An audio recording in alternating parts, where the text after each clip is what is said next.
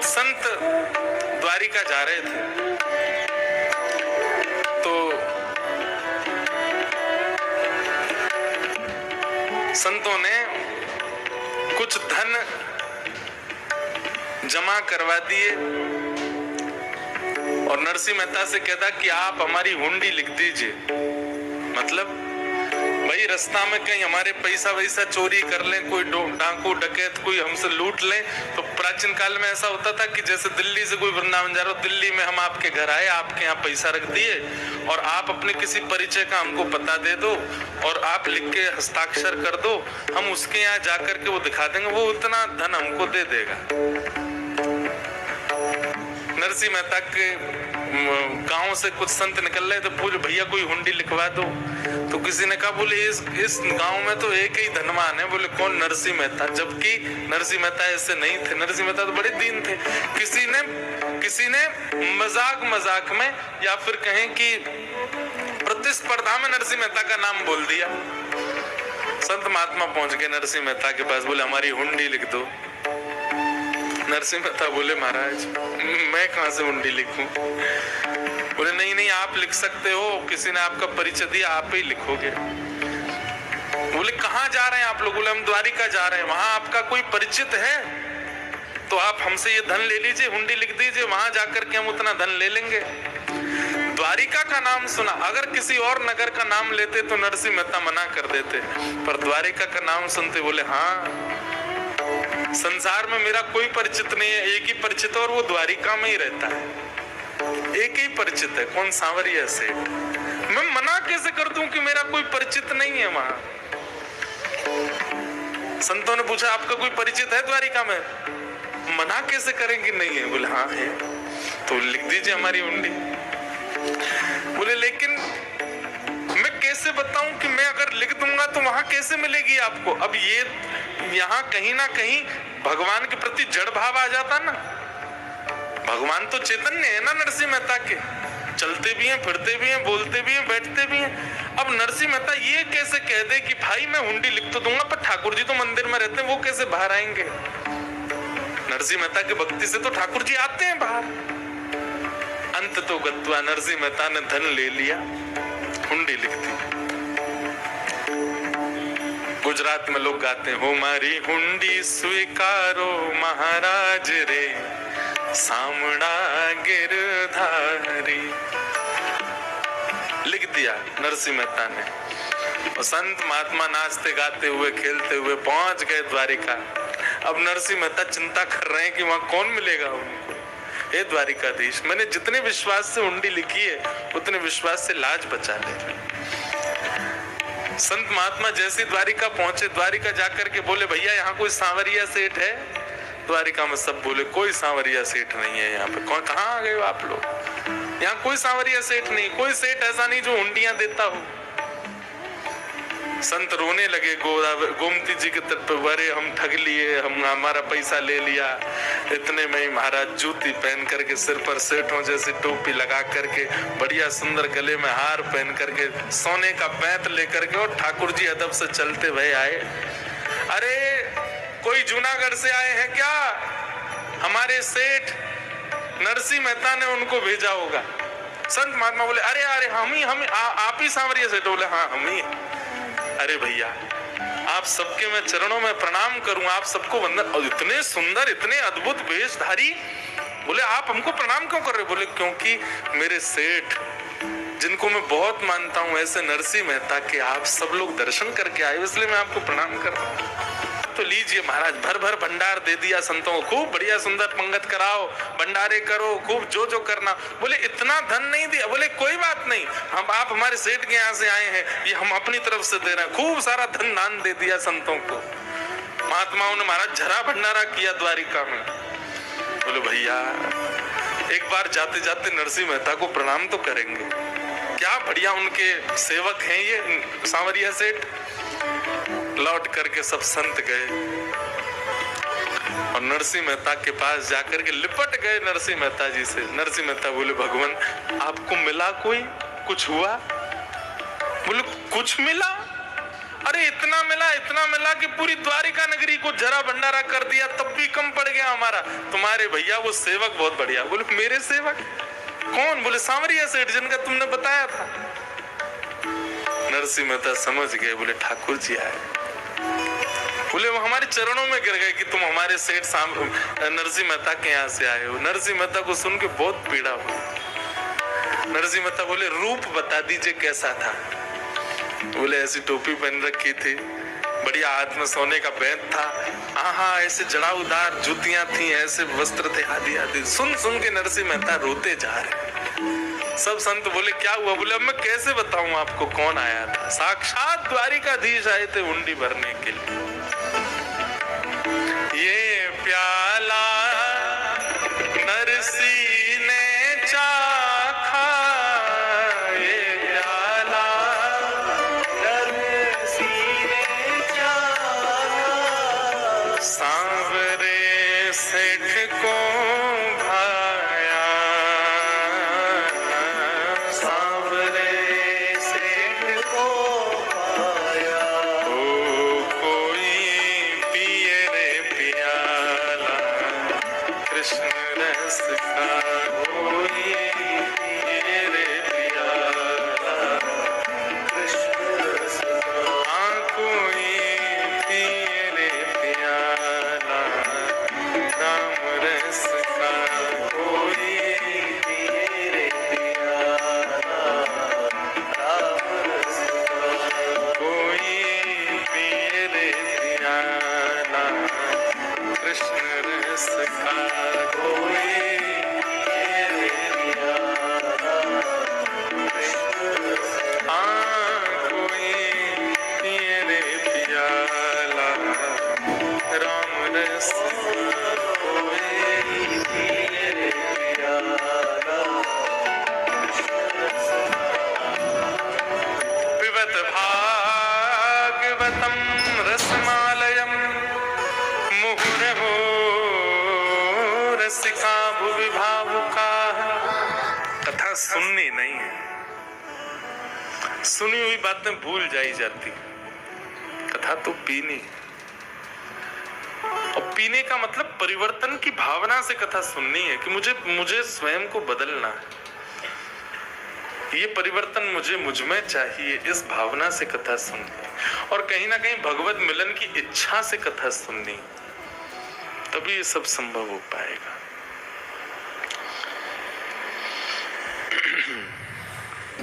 पिबत भागवतम रसमालयम मुहुर्हो रसिका भुवि भावुका। इस प्रकार ये 3 श्लोकों में भागवत जी का मंगलाचरण प्रथम स्कंद में हुआ। अब आगे नैमिषारण्य क्षेत्र में सौनकादि ऋषि बैठे हैं। उन सब सौनकादि ऋषियों ने 6 प्रश्न किए हैं सूत जी महाराज से। किम श्रेय शास्त्र सारः क स्वावतार प्रयोजनम, किम कर्म के अवतारश्च धर्मः कम शरणं गतः। किम श्रेय, पहली बात, भगवान के अवतार का श्रेय किसको जाता है? भक्तों के लिए ठाकुर जी आते हैं कि राक्षसों को मारने आते हैं? दूसरा प्रश्न, शास्त्रों का सार क्या है? हिंदू वैदिक सनातन धर्म में इतने सारे शास्त्र हैं, इन सब का निचोड़ क्या है? तीसरा प्रश्न, स्व अवतार प्रयोजनम, भगवान के अवतार का प्रयोजन क्या है? ठाकुर जी धर्म रक्षा के लिए आते हैं, धर्म स्थापना के लिए आते हैं, या फिर भक्तों को दर्शन देने के लिए आते हैं? और दूसरी बात, ठाकुर जी का प्रयोजन इसलिए हम जानना चाहते हैं कि वो कभी तो मानव बन के आ जाते हैं, और फिर जब मानव बन के सब कर ही सकते हैं तो फिर ये कूर्म बन के, सूकर बन के, वराह बन के, नृसिंह बन करके क्यों आते हैं? ठाकुर जी जब एक मानव रूप में सब लीलाएं करने के संपन्न होते हैं तो फिर ठाकुर जी जानवरों के रूप में क्यों आए हैं? कई बार मत्स्य, कूर्म, वराह, ये सब रूप ठाकुर जी के क्यों हैं? फिर किम कर्म, ठाकुर जी के कर्म क्या है? उनको तो कर्म का बंधन होता नहीं, हम लोगों को होता है, इसलिए हमको करना पड़ता है। आज सुबह अगर आपने भोजन नहीं किया तो ये आप अपने किसी कर्म के बंधन का फल भोगे हैं। अगर आप गिर गए हैं, कहीं लग गई है चोट, परिवार में पीड़ा आई है, तो ये कोई कर्म बंधन है। ठाकुर जी का तो कोई कर्म बंधन नहीं होता, तो फिर वो कर्म क्यों करते हैं पृथ्वी पे आके? अगला प्रश्न, के अवतारश्च, भगवान के अवतार कितने हैं? कोई कहता 10, कोई कहता 11, कोई कहता 24, कोई कहता अनंत। हैं कितने, एग्जैक्ट कितने अवतार हैं? और अंतिम प्रश्न, धर्मः कम शरणम गतः। ठाकुर जी तो आए, लीला पूरी करके चले गए, लेकिन ठाकुर जी के जाते धर्म कहाँ गया? धर्मः कम शरणम गतः, धर्म किसकी शरण में गया? ये 6 प्रश्न किए गए और इन्हीं 6 प्रश्नों में अब 6 दिन की कथा है। सूत जी महाराज व्यास मंच पर बैठे हैं। सौनकादि 88,000 सौनकादि ऋषियों ने उनसे ये प्रश्न किए। भागवत जी की जो कथा है वो 3 धाराओं में चलती है। सूत सौनकादि ऋषियों का संवाद, सुखदेव और परीक्षित का संवाद, विदुर और मैत्री मुनि का संवाद। इन 3 धाराओं का संगम त्रिवेणी ही भागवत है। कई लोग तो भागवत गीता और भागवत जी को एक ही मान लेते हैं। उनको लगता है कि एक जगह तो मेरी कथा हुई तो यजमान बोले अंतिम दिन में महाराज जी कुछ आपको धन्यवाद ज्ञापन माइक पे करूंगा। मैंने करो। माइक लेते बोले 7 दिन तक महाराज जी ने हमको भगवत गीता का बहुत सुंदर पाठ पढ़ाया। मैंने 7 दिन में यही सुना, तुमको यही नहीं पता चला कि ये भगवत गीता नहीं है भैया, ये भागवत जी है। मैंने कहा बस अब इससे आगे एक शब्द मत बोलना, मैं समझ गया हूं तुमने क्या सुना। तो कई बार ऐसे लोग मिलते हैं, लेकिन हाँ वो सुनी तो होती है उनको, लेकिन उनको लगता है भागवत और भगवत इनमें कोई अंतर नहीं है। गलती से आ की मात्रा बोल गए, नहीं, भागवत और भगवत दोनों में अंतर है। भागवत मतलब भगवान का, भक्तों के चरित्र हैं भागवत में। ध्रुव है, प्रहलाद है, अम्बरीश है और ऋषभदेव हैं, इन सब भक्तों के चरित्र हैं। तो भगवान के जो हैं उनके चरित्र जहां हैं और भगवान का चरित्र जहां है वो भागवत है। और भगवद का मतलब क्या है? भग माने भगवान, वद माने वाणी। ठाकुर जी की जो वाणी है और ठाकुर जी ने अपनी वाणी से जो गीत गाया है वो भगवत गीता। वहां केवल चंद 700, 750, 800 श्लोक हैं बस। भागवत जी में तो 18,000 श्लोक है। भगवत गीता का गायन करने वाले श्री कृष्ण कौन है, उनका परिचय भागवत है। दोनों में अंतर है, लेकिन लोग बाग इसको एक ही मान लेते हैं। तो ये 3 धाराएं हैं, सौनकादि ऋषि और सूत, सुखदेव जी और परीक्षित, उद्धव, विदुर और मैत्रेय। इन 3 धाराओं का संगम त्रिवेणी ही भागवत है। कभी मैं बोलूंगा कि सुखदेव जी बोल रहे हैं परीक्षित को, कभी मैं कहूंगा सूत जी कह रहे हैं सौनकादि ऋषियों को, कभी मैं कहूंगा मैत्री मुनि कह रहे हैं विदुर जी को। तो आपको क्या समझना है, ये तीनों धारा त्रिवेणी साथ में चल रही है, वही भागवत है।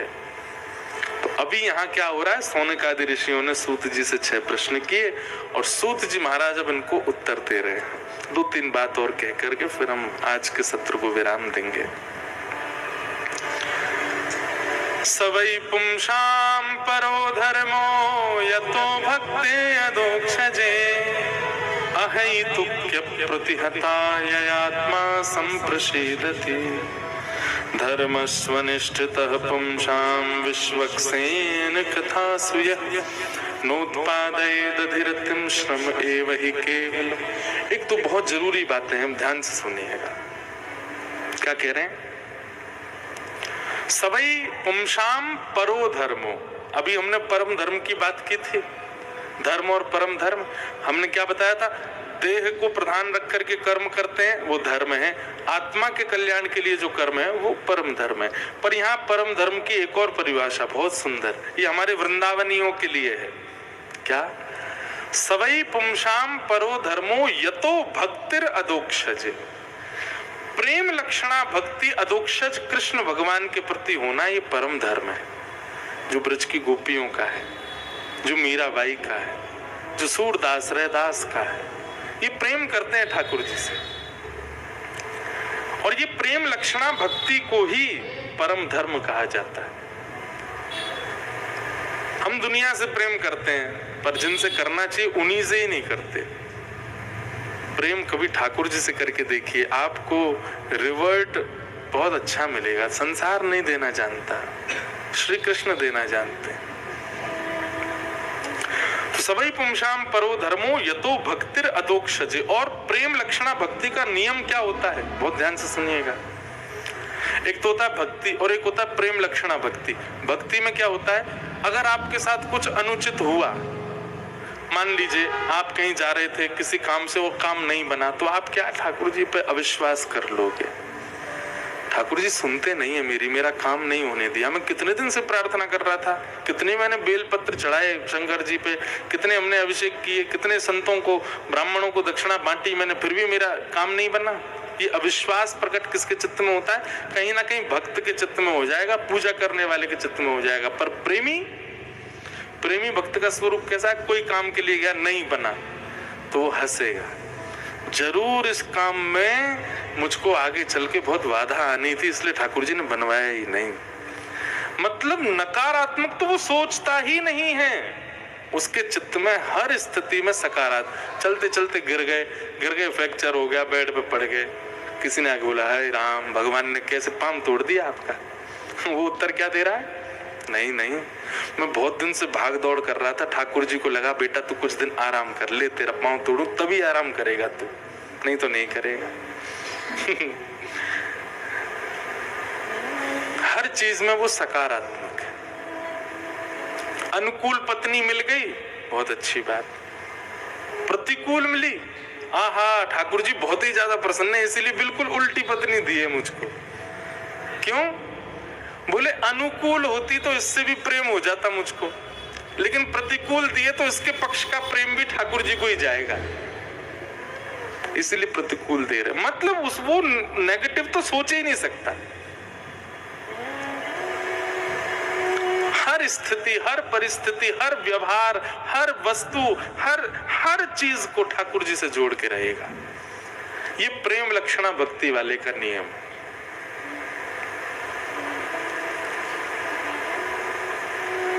नहीं तो नकारात्मक सोचने वाले तो छींक आ गई अभी मत जाओ, पानी पियो पहले,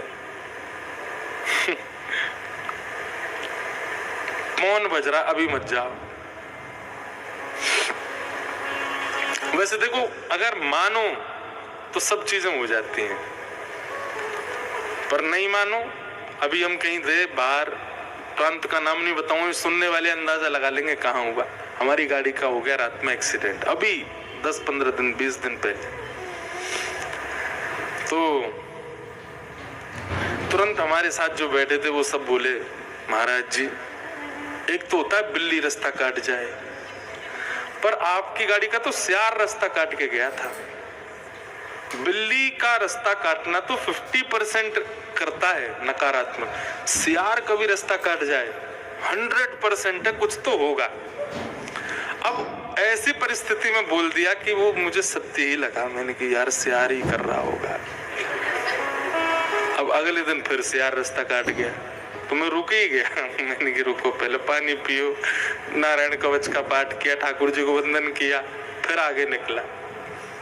तो फिर मेरे मन में भाव आया बाद में कि हम अपने लाल जी को बिना बोले जा रहे थे यात्राओं पे, मतलब लाल जी थे साथ में, कक्ष में रहते, हम बिना बोले निकल रहे हैं कि हम कहाँ जा रहे हैं, बिना बताए जा रहे हैं ठाकुर जी को। तो ठाकुर जी ने मानो संकेत करवाया, क्योंकि उनके सियार की बात कहने से मैं नारायण कवच करने लगा। दूसरे दिन सियार रास्ता काट गया तो मैं रुक गया, ठाकुर जी को याद करने लगा। तो मानो ठाकुर जी ऐसा कहने लगे, कहीं भी जाओ मुझे बता के जाओ कहाँ जा रहे हो। तो फिर पहले नियम था, बीच में फिर ज्यादा उद्यमी हो गए तो फिर भूल गए ठाकुर जी को बताना। तो ठाकुर जी ने एक हल्की सी घटना घटवा दी। अब फिर वही हो गया, आप ठाकुर जी को बता के जाते, ठाकुर जी इतने बजे का हमारा हवाई जहाज है, इतने बजे उड़ेंगे, इतने बजे खजुराहो पहुंचेंगे, वहाँ ये सब क्रिया करेंगे, इतने बजे वहां से वापस आएंगे, आते ही आपसे मिलने का प्रयास करूंगा, लेट हो गया तो सीधे मंच पे जाऊंगा। अब ये बता के आते हैं तो सब निर्विघ्न रहता है। तो आपकी एक एक स्थिति पॉजिटिव बन जाए, इसी को कहते हैं प्रेम लक्षणा भक्ति। 2 रोटी खाते थे, अब 1 पे आ गए, नजर लग गई है मुझको। मैं अभी गैदरिंग में गया था ना, वहाँ नजर लग गई है, एक ही रोटी का मन हो रहा है। कई लोग ऐसे भी होते हैं, बल्कि ये विचार क्यों नहीं कर रहे कि नहीं ठाकुर जी अब कह रहे हैं कि भाई अन्न, देखो 2 चीजों से आयु घटती है, एक तो बहुत बोलने से और एक बहुत खाने से। इन 2 चीज से आयु घटती है। आप कहोगे महाराज जी फिर आपकी कितनी बची होगी? लेकिन एक बात हम आपको चमत्कार की बताएं, कथा कहना इसको मौन ही माना जाता है, इसको बोलना नहीं माना जाता।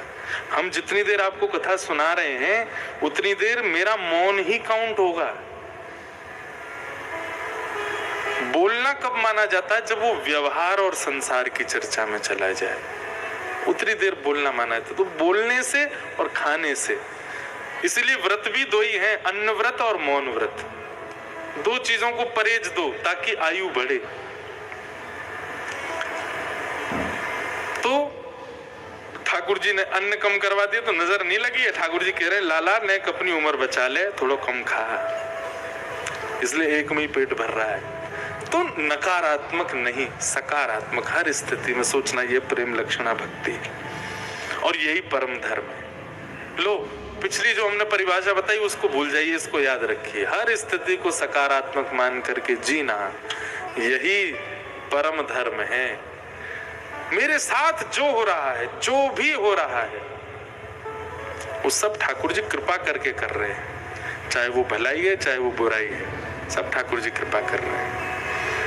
अगर मेरा सब छूट जा रहा है तो भी ठाकुर जी की कृपा, और बहुत मिल जा रहा है तो भी ठाकुर जी की कृपा। ऐसी स्थिति जिसकी हो जाए, परम धर्म का निर्वहन कर रहा है वो व्यक्ति। दूसरी बात कहते हैं, धर्मस्वनिश्चितः पुंसाम विश्वक्सेन कथासु यः नोत्पादयेद अधिरतिम श्रम एव हि केवलम। इसका बहुत सुंदर अर्थ है, बस इसके बाद हम कथा विराम देंगे। कहते हैं आपने अनुष्ठान किया, आपने व्रत किया, आपने नियम किए, आपने सोमवारों के व्रत किए, आपने वो आते हैं श्रावण के व्रत किए, आपने खूब बेलपत्र चढ़ाए, खूब माताओं की चौकी करवाई, खूब सारे नियम कानून सबका पालन किया, धर्म में जितने हैं सब कुछ ठाकुर जी ने स्वीकार किया। इसका क्या प्रमाण है आपके पास? इसका प्रमाण क्या है? आप बद्रीनाथ गए, ठाकुर जी आपसे प्रसन्न थे कि नहीं? आपने तो उनको देखा, पर उन्होंने आपको देखा कि नहीं? क्या प्रमाण है? हजारों लोग जाते हैं। आपने प्रयाग कुंभ में स्नान किया, क्या प्रमाण है कि ठाकुर जी ने आपका वह स्नान स्वीकार किया? सबका प्रमाण क्या है? तो यहाँ पर एक बहुत सुंदर बात कहते हैं। कई लोगों को ये बात हो सकता है यूं लगे व्यास जी अपने आप ही बना रहे, पर नहीं, यहाँ लिखा है धर्मस्वनिष्ठितः पुंसाम विश्वक्सेन कथासु यः। आप किसी सत्संग में बैठे और सत्संग में आपका मन लगने लग जाए, तब समझो आपके जितने भी क्रियाकलाप थे आज तक वो सब स्वीकार हुए। और जैसे ही सत्संग प्रारंभ हो, सोई झोंके आने लग जाएं, बार बार यूं देखे, अरे 7:30 बज गए, कब पूरी करेंगे महाराज जी कथा? अब कब विश्राम होगी कथा? कब जाएंगे? कब हम भोजन करेंगे? कब क्या? मतलब वह एक एक क्षण आपको भारी लगने लग जाए। किसी का प्रवचन, किसी का सत्संग, किसी भगवत वार्ता में आपको बोझ जैसा लगने लग जाए, तो समझ जाइए आपकी किसी भी अनुष्ठान, व्रत, नियम, संगम स्नान आदि किसी से भी भगवत प्रसन्नता नहीं है। ठाकुर जी की प्रसन्नता का द्योतक है सत्संग में रुचि होना। धर्मस्वनिष्ठितः पुंसाम विश्वक्सेन कथासु यः नोत्पादयेद अधिरतिम श्रम एव हि केवलम। यदि उसका मन नहीं लगता सत्संग में और वो दुनिया भर के प्रकल्प करता है, कभी शिवरात्रि पर रात भर रुद्राष्टाध्याय से हवन अभिषेक कर रहा है, खूब सारे यज्ञ कर रहा है, खूब तीर्थ यात्राएं कर रहा है, पर सत्संग में बैठा तो उसका मन ही नहीं लगता, तो उसके लिए कहा जाता है श्रम एव हि केवलम। केवल मेहनत कर रहा है, ठाकुर जी उससे प्रसन्न नहीं है। ठाकुर जी की प्रसन्नता का द्योतक है आपकी कथा में, सत्संग में रुचि। हम तो चाहे जितने थक जाएं, जितने हार जाएं, यहाँ बैठते पता नहीं कहाँ से हमारा तो मन लगने लगता है, खूब आनंद आता है। तो हम तो इस बात को प्रमाणित, हमसे तो ठाकुर जी प्रसन्न है, तभी हमारा मन लगता है। नहीं तो नहीं लगे।